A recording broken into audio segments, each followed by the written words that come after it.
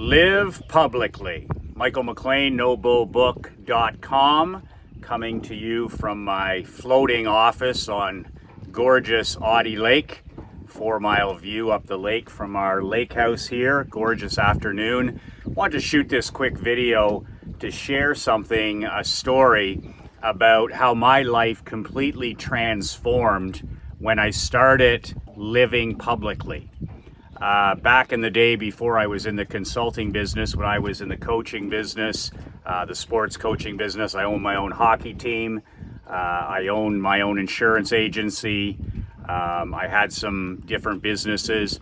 I was a very, very private guy, and I liked it that way. I did my own thing. I kept to myself. I coached my team. I built my agency, and I pretty much kept to myself. And I wanted things to be like that. I was a single guy. I didn't have a family. I wasn't married. And I never saw myself as doing anything but, being a guy that worked hard, had a private life, enjoyed life at the lake, and coached my sports teams. And then I had a mentor say to me a few years ago, he said, Michael, what isn't seen or heard counts for almost nothing. What's not seen or heard almost counts for nothing. And if you know the Laws of Power, which is a book, Power of the book is an amazing. One of the laws of power is that which is not seen or heard counts for little. And that was along the lines of what he was saying to me. He said, Michael, in today's world, we need as many people that are positive role models. He was referring to me. I didn't even consider myself anything but an entrepreneur at the time and a sports coach. But he said, Michael, more than ever, we need men and women that are examples. In other words, like my dad always says, your life is going to be one of two things. Your life, son, is going to be an example to others, or your life is going to be a warning to others. My dad told that to my younger brother and my sister when we were growing up. He says it goes one of two ways in life. You're either an example or your life is a warning. And I've never, ever forgotten that.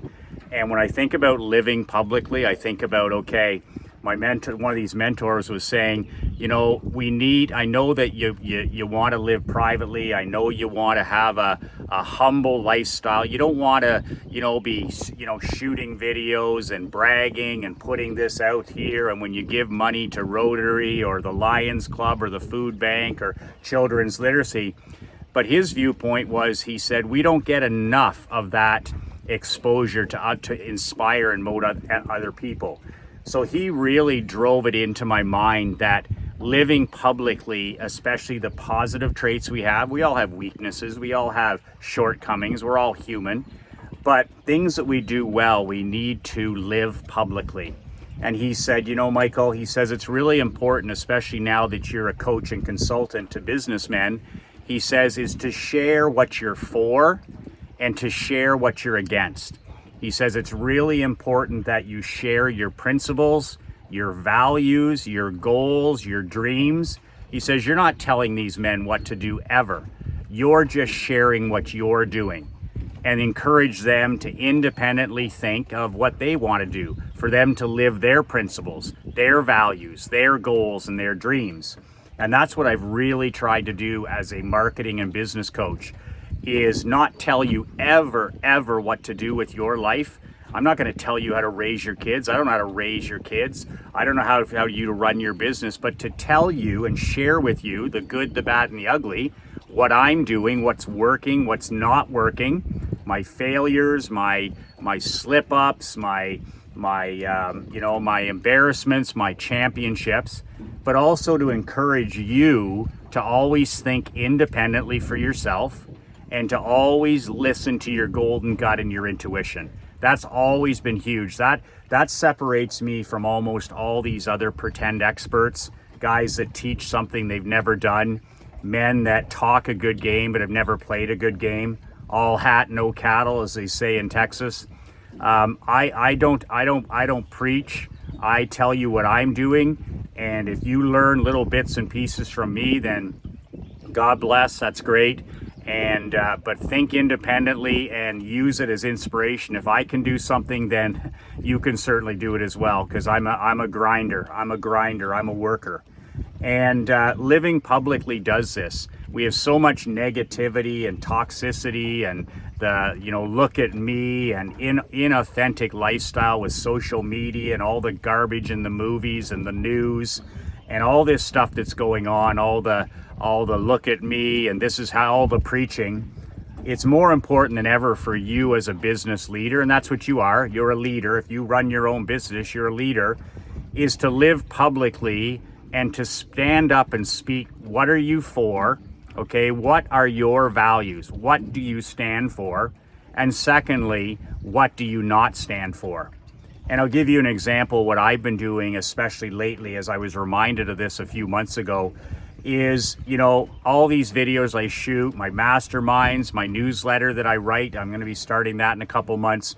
All the things I do as a coach and entrepreneur and marketing consultant, and even as a sports coach, is, I'm anti-social media. Like, that. I think that's poison. I think it's cancerous. I think it's a plague on our children and our society.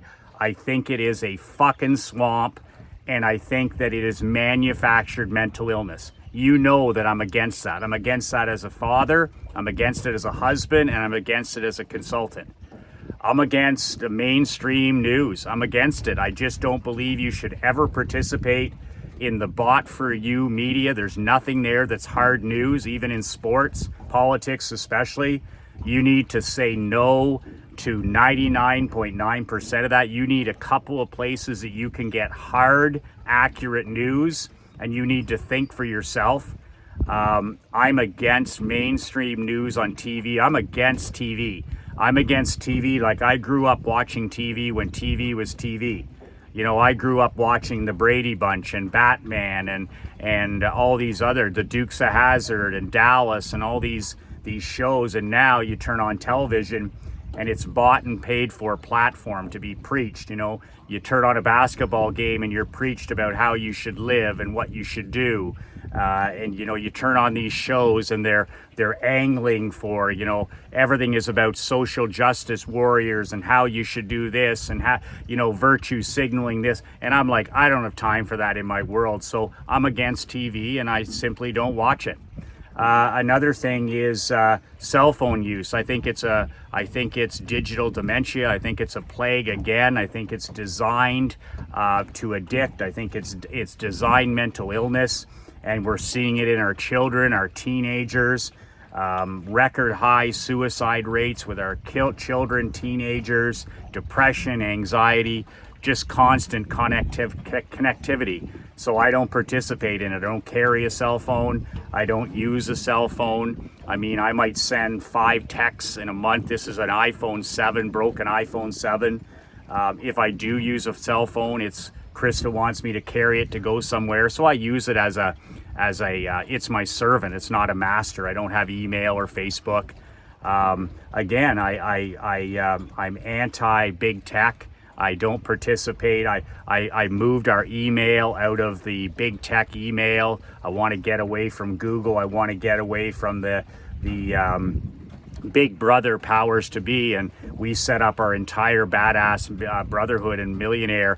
A friend of mine created his own email platform completely away from big tech, and we've been using it for like 90 days, and it's just phenomenal. That way I can say what I want in these emails. I can say what I want in all the emails I send you every day, and I don't have to worry about being canceled. I don't have to worry about being deplatformed. I can be kicked the fuck off of YouTube, but I don't care because I don't need YouTube. I can easily send you a video every single day on my own platform, so I'm ready for that day. Those fucking guys don't control me. But every day I'm looking for a way to separate myself from big tech. They're one of the big problems in our country. So anything I can do, and I was happy the other day. We canceled. I think it was Constant Contact was the name of the email, and we were a big client. When I owned McLean Insurance, I had 66,000 emails in Constant Contact, And in Badass Brotherhood, I started with no emails because I unretired, if you remember, on Thanksgiving, American Thanksgiving of this year. So I started building my email list on Thanksgiving, and I have a few emails from my old consulting, but they're old emails. And now we're over 5,000 businessmen on this video list, over 5,000. And my goal at the end of the year is to be over 100,000 businessmen on this video list. I think I can do it. I got a lot of work to do. But you should have seen it. It was a pleasure for me to send Constant Contact. I guess that's who it was. I've used Aweber, them all. They're all the same. They're all big tech. And I was so happy just to say cancel. And you know, we're not big yet, but we did have an account with them of 66,000 emails, which is a big monthly nut. Like, that's big. They like that. And all of a sudden, I was one of the guys. I just voted with my feet in my wallet. I just said, thank you, goodbye, done. And now, as I told you, our email provider is a friend of mine. And he actually had a friend of his create their own email platform. The deliverability is much better. I can say what I want. There's no censorship. There's no canceling. There's no deplatforming. If you don't like what I say, you're free to go. So I love that. So again, I'm anti-big tech. There, you know, those are just the things. But also the things that, as living publicly, is you have to really make a point of telling people what you're for personally. You're not telling them what to do, but you're telling them to think independently. And like, I'm pro-business, right? I'm a huge pro-business guy. I believe that politics is theater for ugly people. I think that we can do, I think you can do more good on this earth by creating a business, building a business, hiring people, paying your taxes, supporting local community charities that you choose, building things, solving problems. I just believe that it all starts and ends with you, the entrepreneur and the small business owner. Those are the heroes of society. You're the hero in the society. If we all take a nap for 6 weeks, there is no economy in North America. So I'm pro business, pro entrepreneurship. Everybody, the enemy, 99% of the people are, you know, knocking the small business owner, and everything we did with the China virus where we were shut down. They did everything they can to kick the shit out of the small business owner, and it continues today. The evil so-called rich. Most of the small business owners that I work with, they're not rich, they're hardworking. They just make a living, a lot of guys. So I'm one of those 1%ers who I just love the entrepreneur. I believe that you are the heroes of our society, and you are the heroes of the economy. I'm pro wealth and abundance. I believe that you can go down to the ocean with a tablespoon and grab water, or you can go down with a tanker truck. I don't believe that your gain is a loss to anybody else. I'm an abundance mindset. I'm pro 2022. I believe that this is the greatest year in history to ever be alive, the greatest time in history to be alive. I believe that we live in a world of unlimited abundance and opportunity right now. I believe that this is the greatest time in history to be alive, with opportunity and abundance everywhere we look, whether you're starting up a business, whether you're helping a charity, all the things we have to be, our technology, if we use it as a servant, not as a master. So I'm pro abundance. I believe that a high tide lifts all boats. And my dad says it best. He says, the best thing you can do for the poor, Michael, is never be one, never be part of it. Like for years, we've been buying businesses, creating businesses, building them, struggling, fighting, clawing, chewing, paying for this, sponsoring this in the community, hiring, creating jobs. And that's been our lifestyle. I'm pro walking. I'm pro nature, getting out not just walking on a treadmill, but getting out in nature, in the sun, in the wind, in the rain, in the cold, in the heat, getting out with your creator. I'm pro solitude. I'm not for the earbuds and the podcast when I'm walking. I want to listen to my golden gut. I want to listen to my intuition. I can't do that if I'm distracted. I need that hour a day where I'm walking in the morning with myself, with my creator, with my golden gut, and with my intuition. That's when my best ideas come. Well, none of those ideas would come if I'm sitting there plugged into some technology. I need to be silent. I need to be quiet to listen for ideas. I need to be silent and quiet so that my creator can speak to me, can tell me what I need to do as a father, as a husband, as a businessman, as a community leader. He can't reach me if I'm not reachable. So that's what my walk does, not just exercise.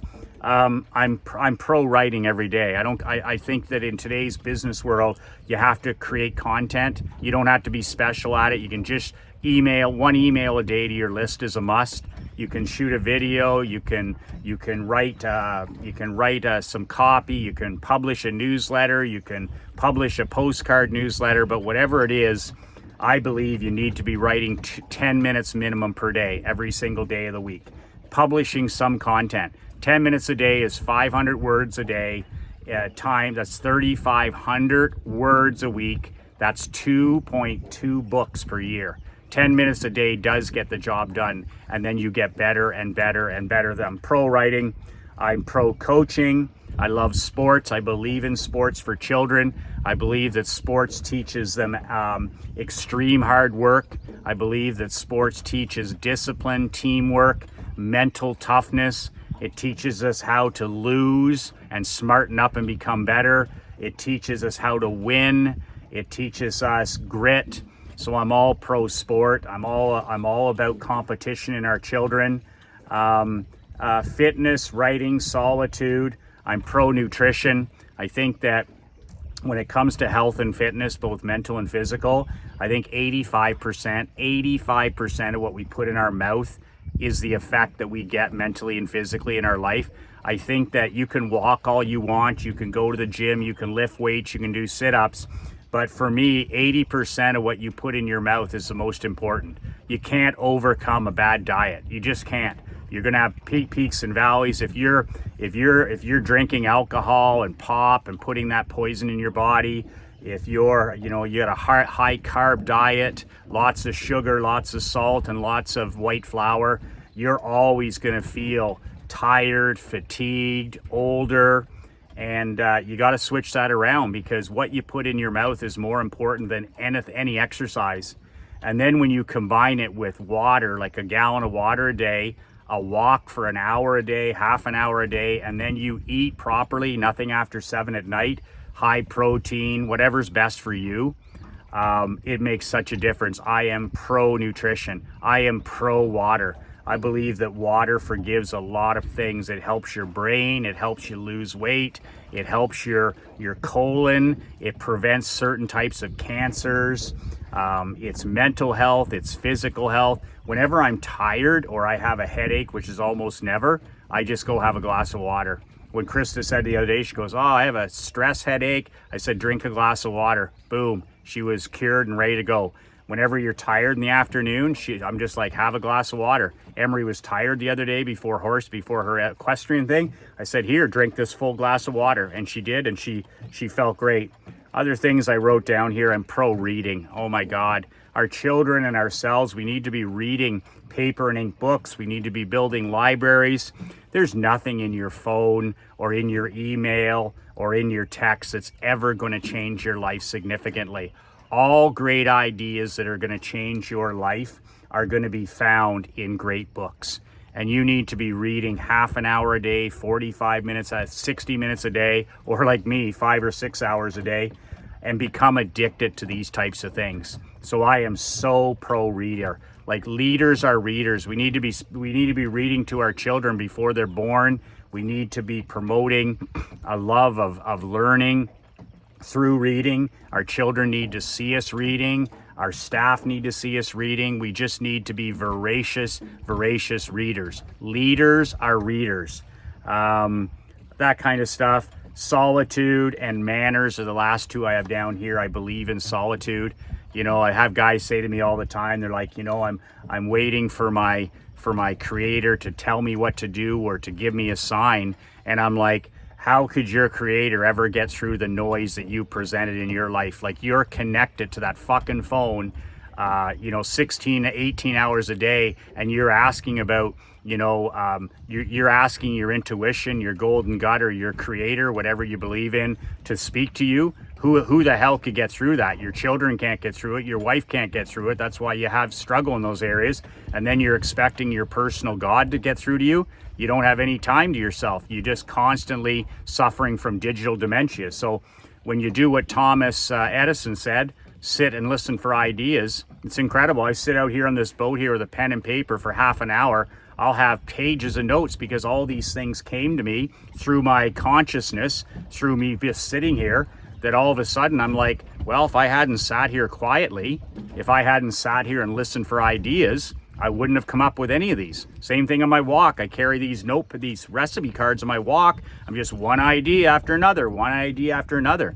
But if I'm plugged in listening to AC/DC or Johnny Cash or Tony Robbins or whatever it is, man, I get enough of that shit. I don't need that when I'm out there at 6 in the morning. I need to shoot a video and I need to listen to my golden gut and my intuition and my creator. And that's what that time is for me.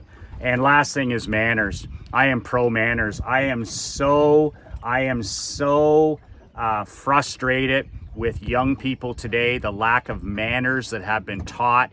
My generation of parent has done a shit-y job of teaching our young men and women basic etiquette and manners. It's just pathetic. It shows that we've done a piss poor job of raising our young people.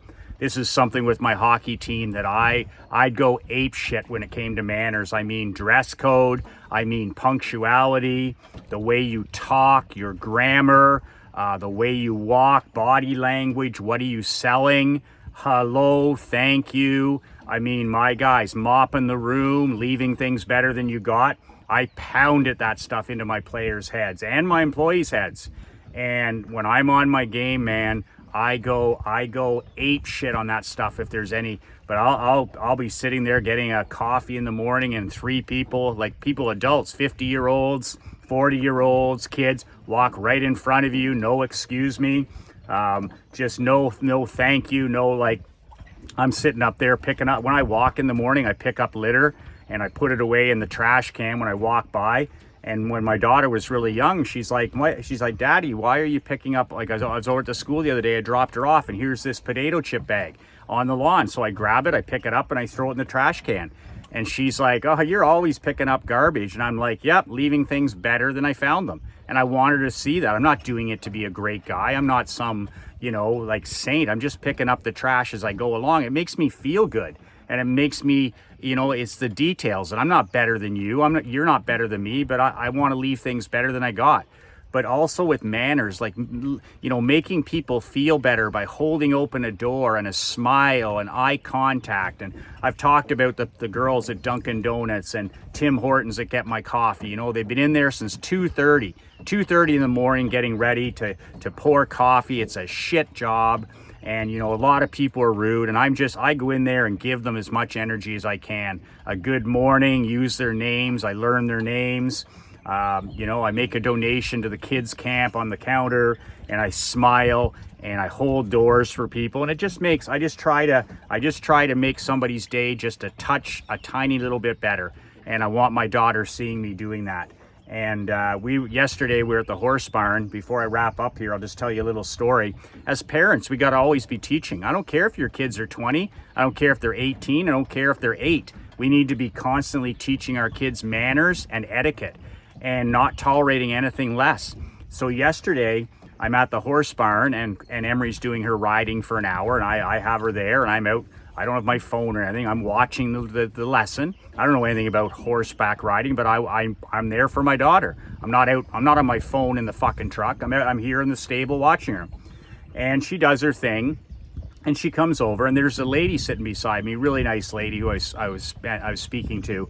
And Emery, when it were time to leave, Emery walks right in front of her. She walks right in front of her, like right in front of her space and out into the other part of the barn to brush the horse. Well, I waited till that door closed and I just lost my mind. And I told her, because she knows better, I said, do not let me ever see you walk in front of somebody, I don't care who it is, and not excuse yourself. Not say, pardon me, not say, please excuse me. I said, that is poor manners.